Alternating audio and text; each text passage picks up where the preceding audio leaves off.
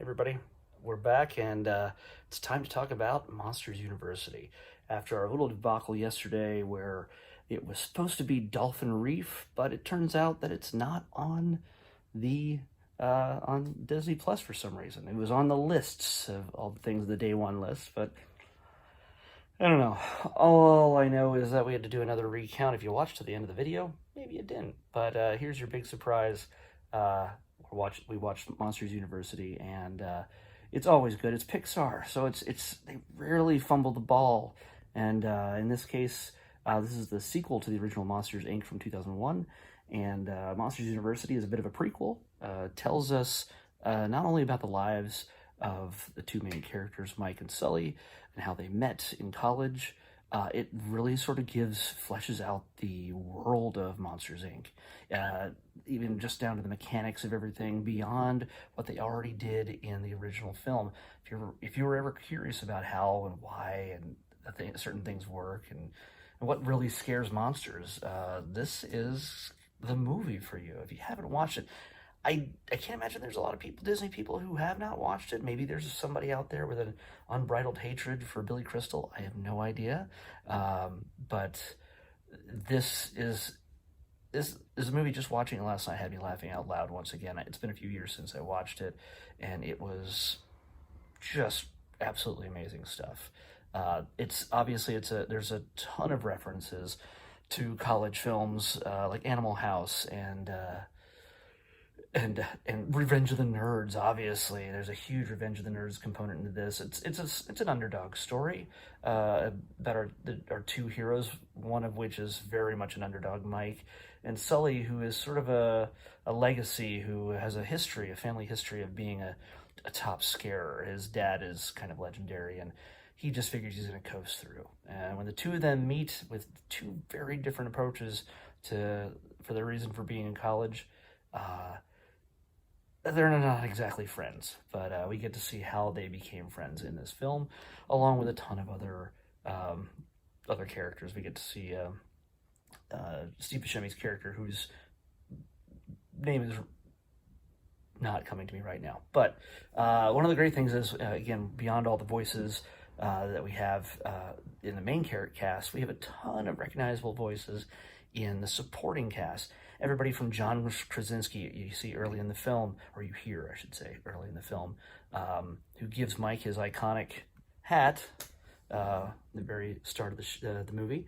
And you also get Aubrey Plaza, kind of plays sort of a goth type of monster who is helping to run the scare games.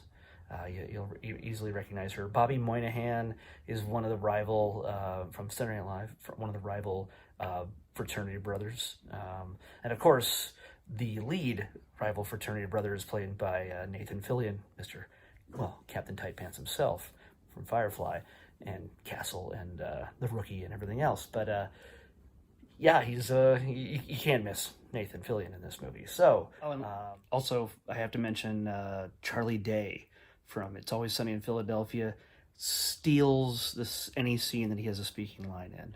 He's the big purple fuzzy sort of U-shaped monster that is part of Mike and Sully's fraternity. But pretty much, he's very much Charlie Day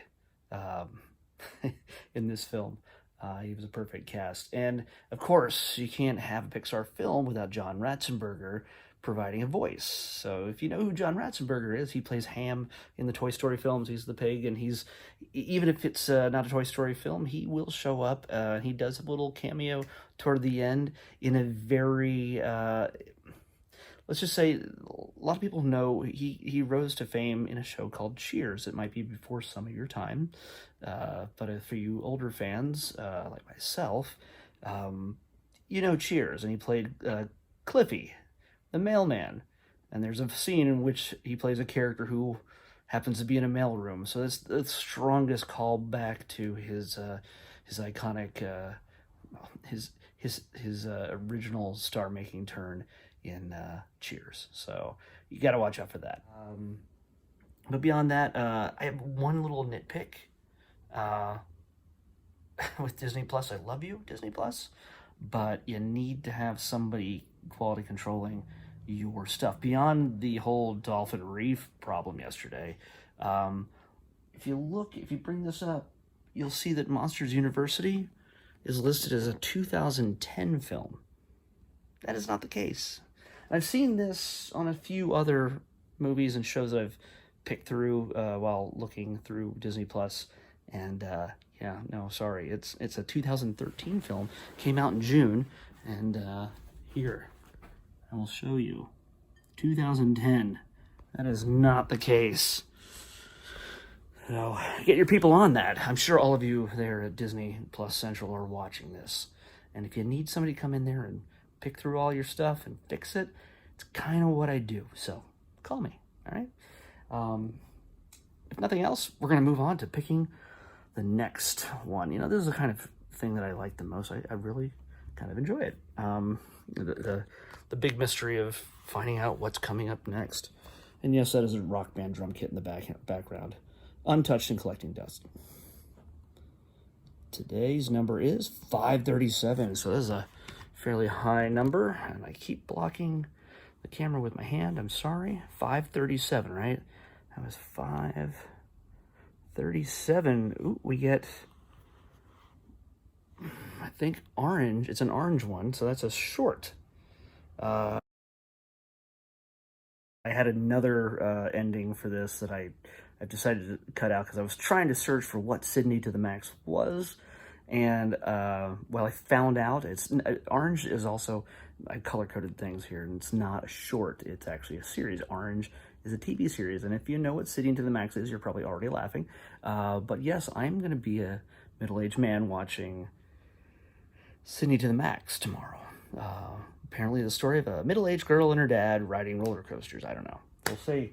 At least here, they're riding a roller coaster, so we'll see you tomorrow. Make sure you watch. I'm only going to watch a few episodes, maybe 3 or 4 at most. We'll see. We'll see how long it goes. And if I really like it, I'll just blast through all of them. But if not, we'll just stick to 3-4 max. Okay. See you tomorrow.